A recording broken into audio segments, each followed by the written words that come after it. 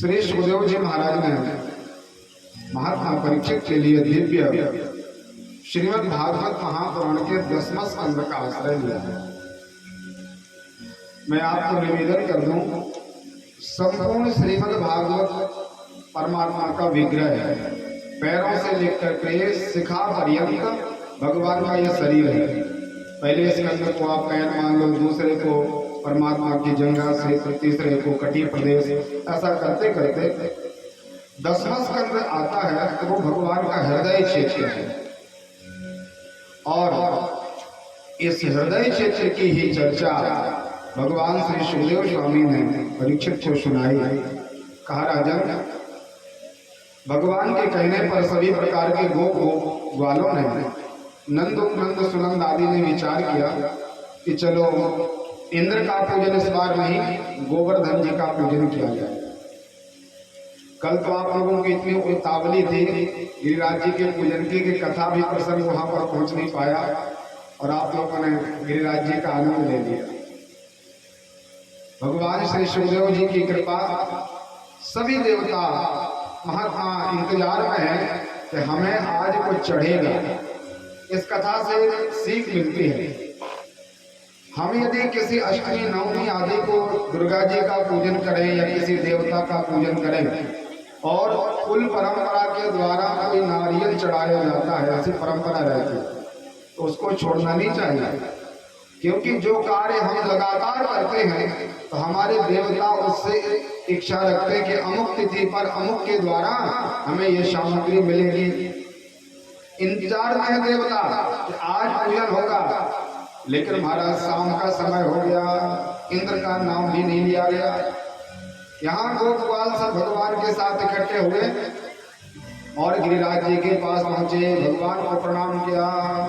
बोले गोवर्धननाथ भगवान की जय हो। समस्त परिकरों ने अपने अपने सामग्री नीचे रख ली और परमात्मा से कहा, भगवान अब आप बताइए कैसे पूजन करना है।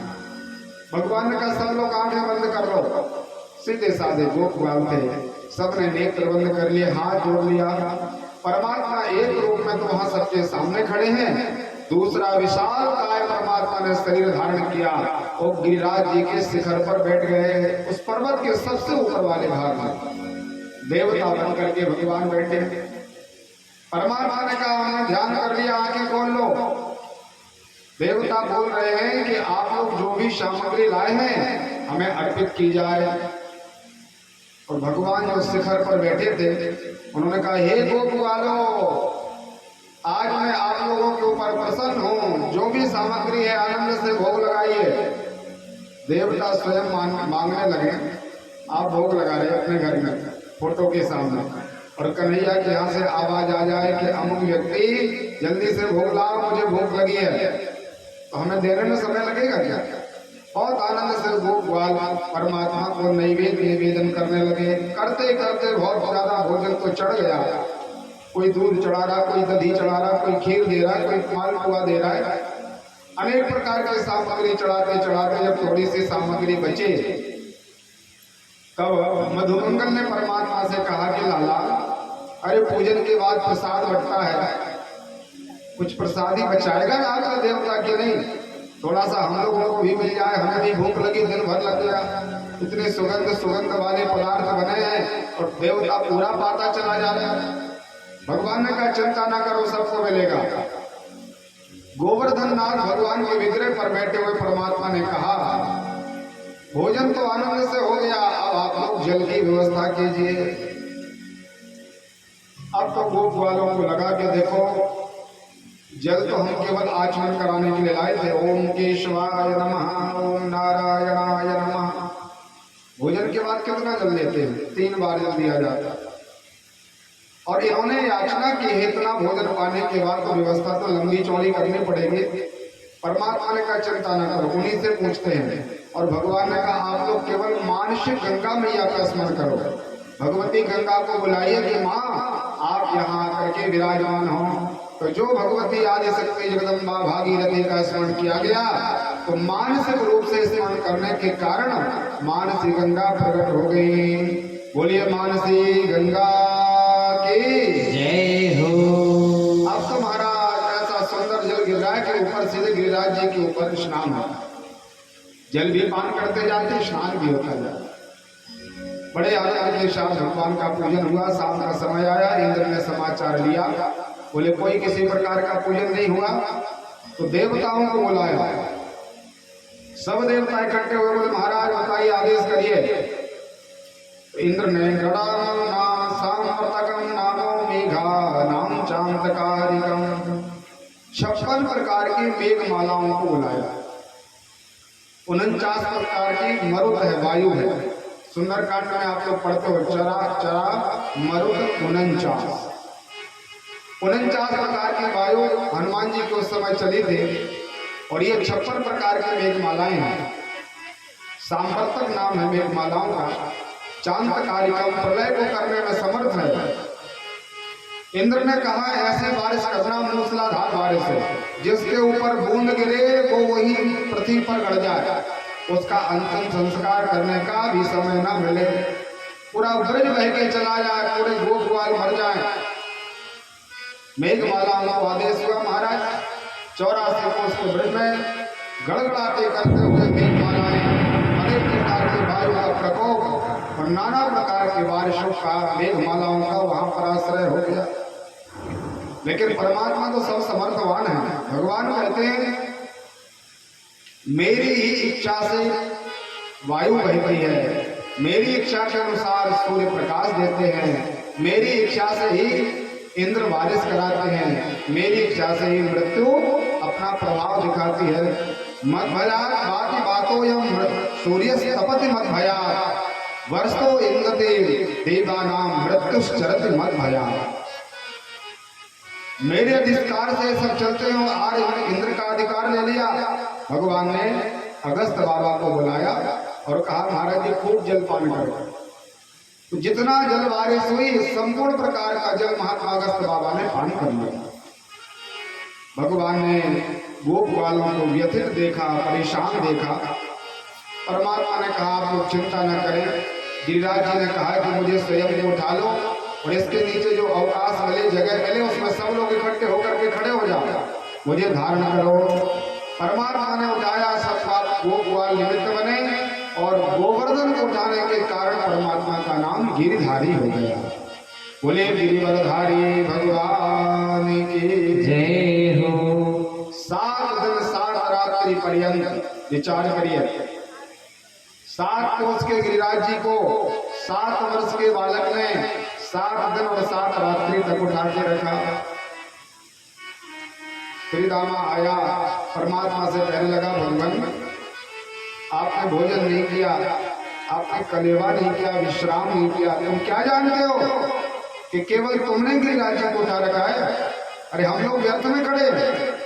भगवान ने कहा ऐसी बात नहीं है भैया, अरे सबकी ही कृपा से सबने आगे हाथ लगाया, सबने अपना बल लगाया, तब तो ये इतना बड़ा पर्वत उठ पाया। मैं अकेला कैसे उठा सकता?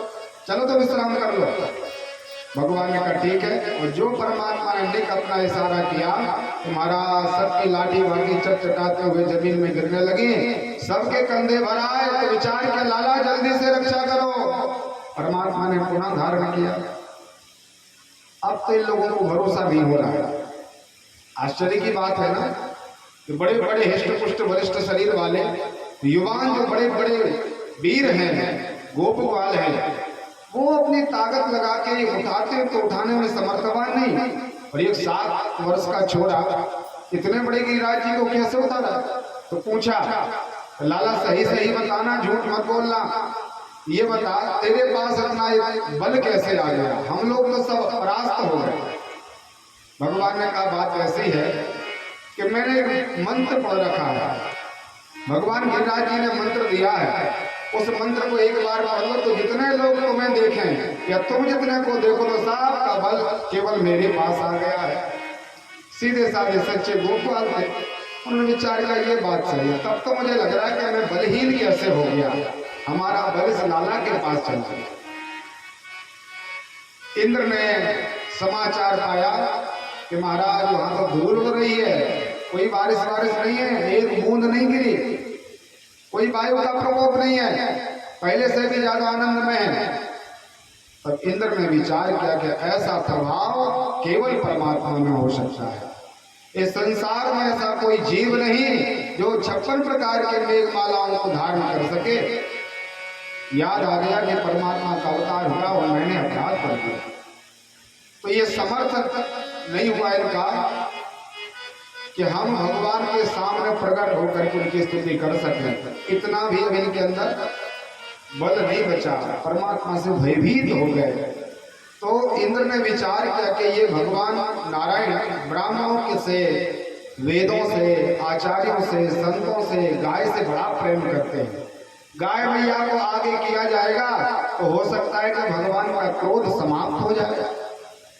तो सुरभि नाम की गाय को इंद्र ने आगे किया और परमात्मा के ऊपर से आ रही है गाय, भगवान नीचे हैं और आकाश से ही गाय माता ने परमात्मा के ऊपर चारों स्तनों से अभिषेक करना प्रारंभ किया।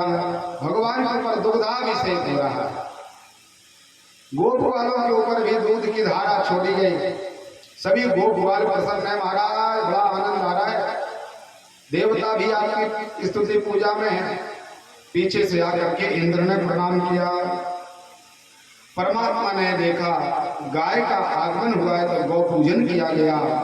गोवर्धने दते शैलो आशा रक्षते प्रजय गोलोकात ब्रजत कृष्णम सुरभि शक्र एव च। शक्र मतलब इंद्र और सुरभि गाय, दोनों ने आकर के परमात्मा के चरणों में प्रणाम किया। गौ और इंद्र ने पूजन परमात्मा का किया तो भगवान का नाम गोविंद हो गया। बोलिए गोविंद भगवान की जय हो। परमात्मा प्रसन्न हो गए थोड़ी सी स्तुति में, तो बड़ी विचारणीय बात है। वहां ब्रह्मा जी की कल कथा हमने सुनी थी।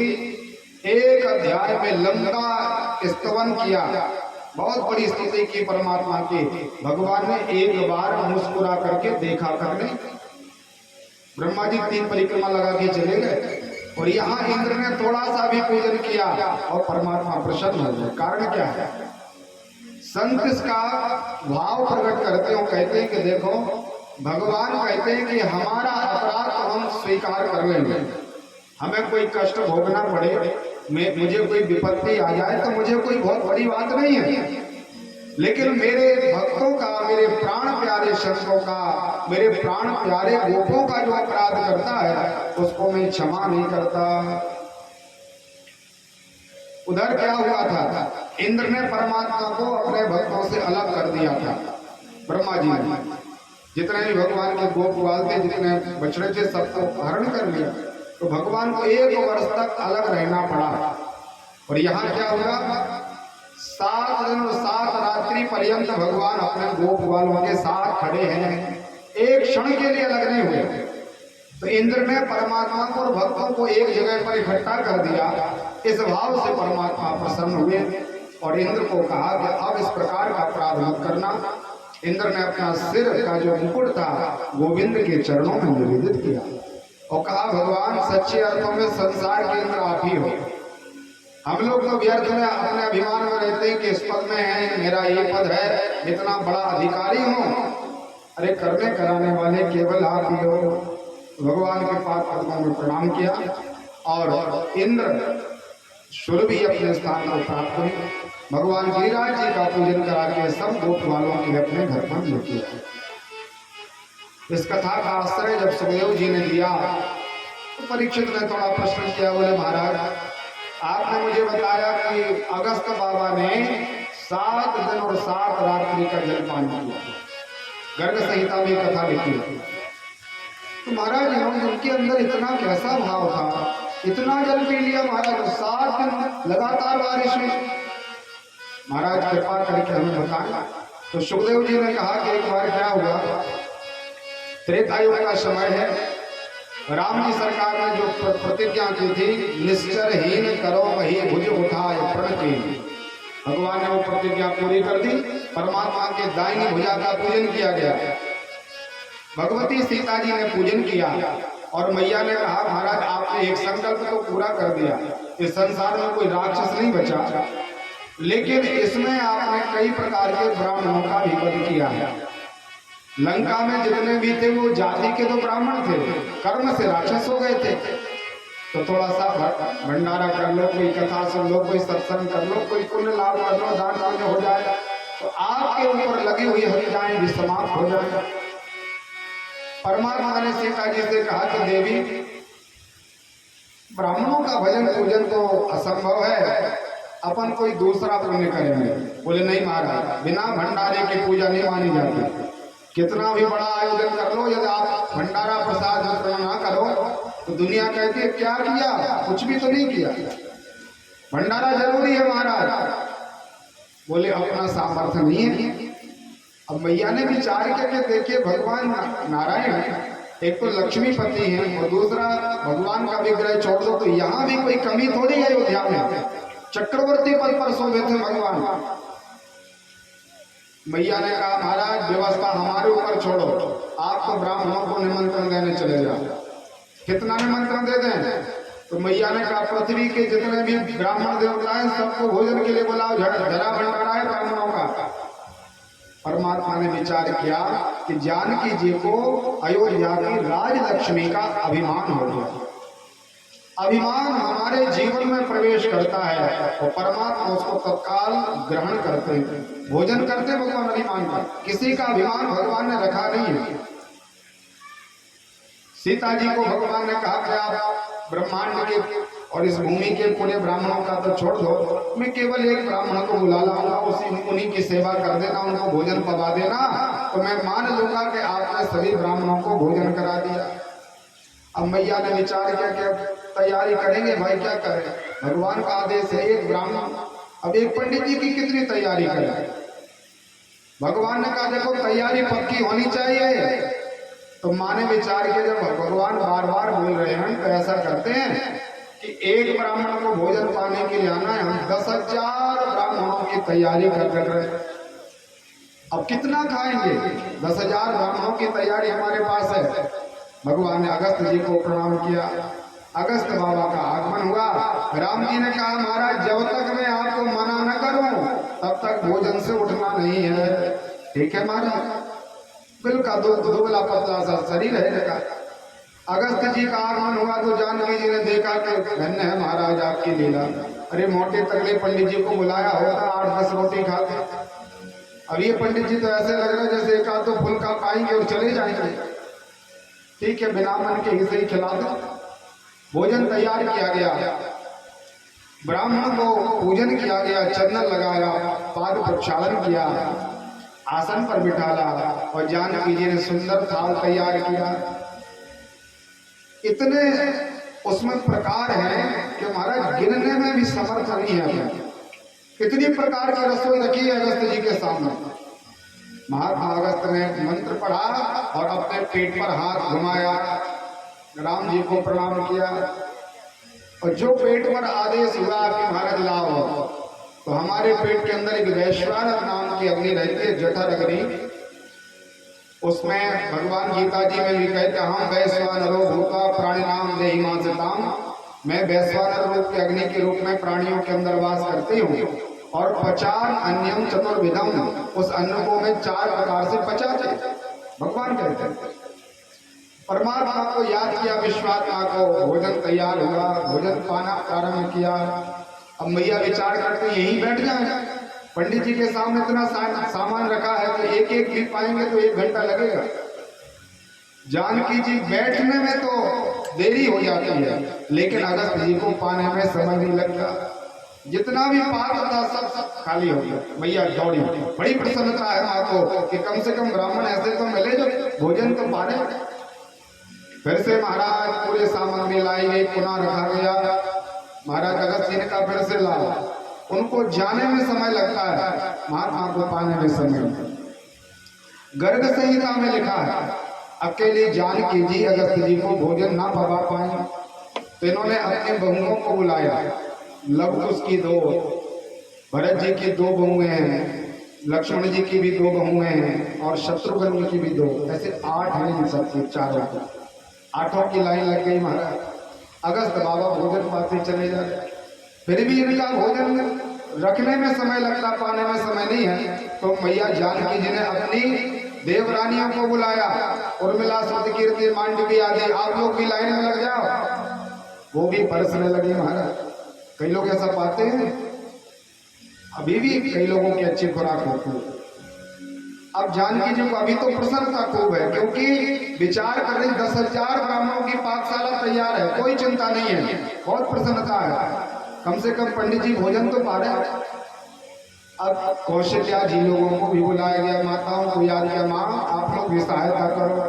वो लोग भी आए और सब भोजन खिलाने लग गई। महात्मा पाते चले गए।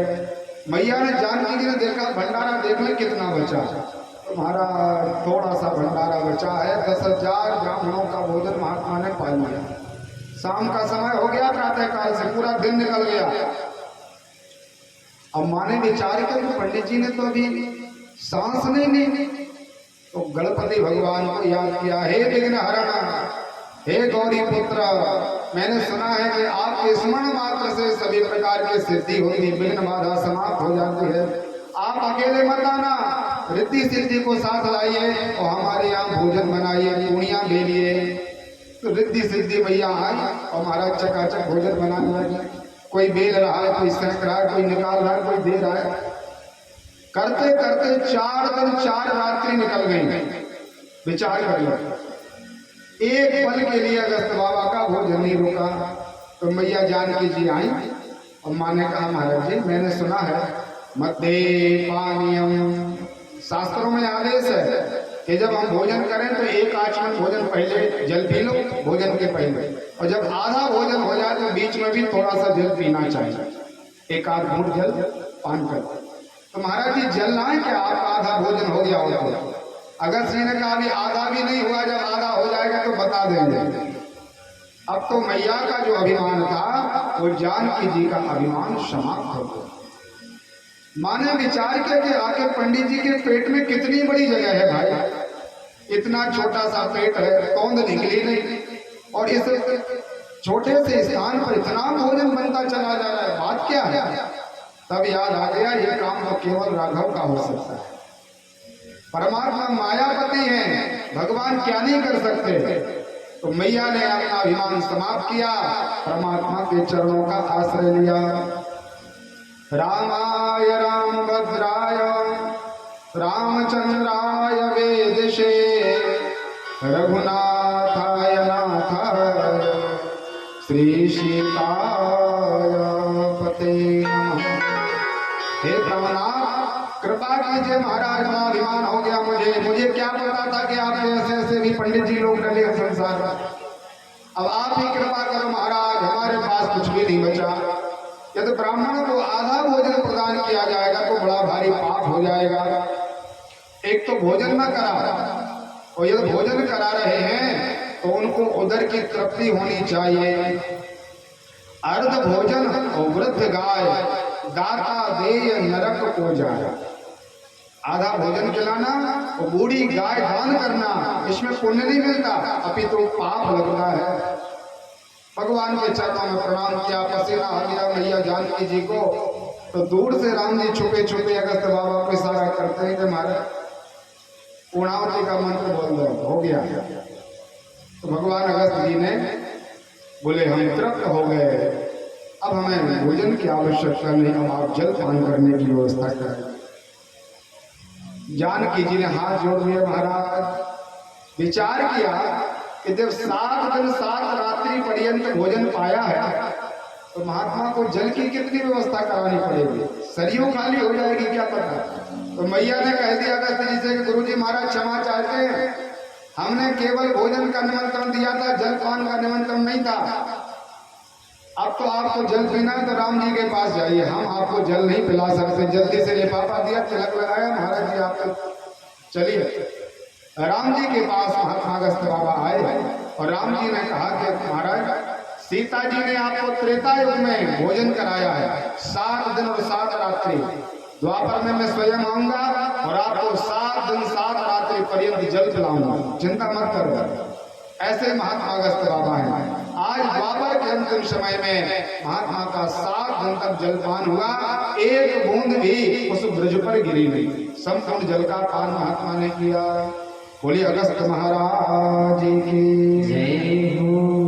श्री सुखदेव जी महाराज कहते हैं परीक्षित को राजन, एक बार भगवान अपने गोपों से कहते हैं कि आप लोग आज थोड़ा ज्यादा सा कलेवा रख लेना, मेरी इच्छा है आज भांडीर वन चलेंगे, दूर है थोड़ा सा वृंदावन से,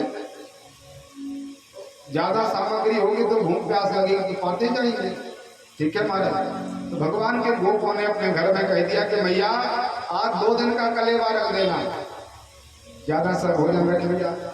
गोप वालों के साथ परमात्मा बच्चों को गायों को लेकर के चले, लेकिन बच्चों का क्या नियम होता है, उनके पास खाने की कोई सामग्री हो और आप कह दो ये 2 दिन चलाना है, उन्हीं को सौंप दो आप। तो बच्चों का भाव ये होता है जब तक उनके पास है तब तक वो रुकते नहीं है, पाते ही जाते हैं, पाते ही जाते हैं। अब ठीक दोपहर का समय आया, भोजन की सामग्री समाप्त हो गई और वृंदावन लौटने में बहुत दूरी है। तो भगवान से गोपों ने कहा लाला बहुत दोपहरी चढ़ी हुई है, हमारी पेट में उदर में बहुत पीड़ा हो रही है, भूख लगी है, वृंदावन दूर है, आपकी कोई पहचान वाला यहाँ रहता हो तो कृपा हो जाएगी महाराज। भगवान ने कहा बिल्कुल मेरी पहचान के यहाँ पर पंडित जी लोग रहते हैं, थोड़ी ही दूर पर यज्ञ हो रहा है, आप चले जाओ और कह देना कि भगवान कृष्ण ने भोजन मांगा है। गोपवाल सब इकट्ठे हुए और परमात्मा का आदेश लेकर के ब्राह्मणों के पास पहुंचे हैं। बहुत सावधानी से कथा सुनना। ब्राह्मण भगवान का भजन कर रहे हैं, आहुतियां दे रहे हैं, व्रत में हैं, उपास किया हुआ है और कैसे स्वर्ग की कामना की भावना से हमारा मोक्ष इस भाव से यज्ञ में वो दीक्षित है। शाम का समय है, 4 बज रहे हैं। आचार्यों के पास भगवान के गो पहुंचो, कहने लगे हे भूमि देवा सुतो कृष्णादेशकारिणा, हे ब्राह्मण देवता आप लोग श्रवण करिए, भगवान कन्हैया ने भोजन मांगा है। तो ब्राह्मणों ने विचार किया कि ये गांव के वाले कहते भगवान ने भोजन मांगा है, भगवान ऐसा मांगते कभी? हजारों प्रकार की सामग्री परमात्मा को दी जाती, भगवान स्वीकार नहीं करते। इनसे हाथ से मांग रहे, अपने आप से मांग रहे, कुछ नहीं सुना और अपने मंत्र में दीक्षित हवन करते रहे। 1 घंटा सा वो इंतजार किया, लेकिन जब कुछ नहीं मिला तो निराश होकर के लौट आए और भगवान से कहा महाराज आपको कोई नहीं जानता, कहीं भी भेज देते हो मेरे अमुक व्यक्ति ऐसे हैं, अमुक व्यक्ति ऐसे। उन लोगों ने हम लोगों की राम राम नहीं, एक बार बोला भी नहीं कि आओ बैठो या कुछ भी, वो तो अपने मंत्र पढ़ रहे। भगवान ने कहा कहाँ गए थे? बोले हम आचार्यों के पास गए थे। परमात्मा ने कहा यही तो गलती कर दी, मैंने ये कहा था ब्राह्मणों के घर से भोजन ले आओ, और घर ईंट पत्थर का बना हुआ घर नहीं माना जाता, पत्नी को घर कहा जाता है, गृहिणी को घर की उपमा दी गई है। मैंने ये कहा था कि आप ब्राह्मण की पत्नियों के पास जाएं और उनसे कहें कि भगवान ने भोजन की याचना की है, पुनः पधारे। और आप ब्राह्मणों के पास नहीं गए, ब्राह्मण की जो पत्नियां हैं उनके पास जाकर कहने लगे नमो विप्रपत्नेभ्यो निबोधयत वचांसिना चतुर्विधं बहुगुणं मन्नमादाय भाजुने। हे ब्राह्मण की पत्नियों, हम आपके चरणों में प्रणाम करते हैं। हम लोगों को बहुत भूख लगी है और भगवान कृष्ण को भी भूख लगी है, उन्होंने भोजन की याचना की है। तो महाराज पंडित जी लोगों की जो पत्नियां थी उन्होंने विचार किया कि मैंने कई बार सुन रखा है, माताओं की सब मीटिंग होती रहती है, उन्होंने गोपियों के मुख से सुन रखा था कि परमात्मा स्वयं पधारे और हम लोग उनको पति के रूप में प्राप्त करने के लिए भजन कर रहे थे। इन्होंने विचार किया कि ये जीवन का लाभ मिलने वाला है, तो आज हम धर्म का ही अतिक्रमण क्यों न कर दें। ब्राह्मणों से आदेश मांगेंगे तो वो जाने नहीं देंगे, और यदि हम यहाँ से जा नहीं पाए परमात्मा के पास तो हम ये इतने पास होते हुए भी भगवान का दर्शन नहीं कर पाएंगे। अब क्या किया जाए? तो सबने मंत्रणा ली, बोले अब ऐसा है, आदेश है शास्त्रों में कि हमें परमात्मा की प्राप्ति के लिए यदि किसी को छोड़ना पड़े तो छोड़ने में किसी भी प्रकार का हमें विचार नहीं करना चाहिए। इसलिए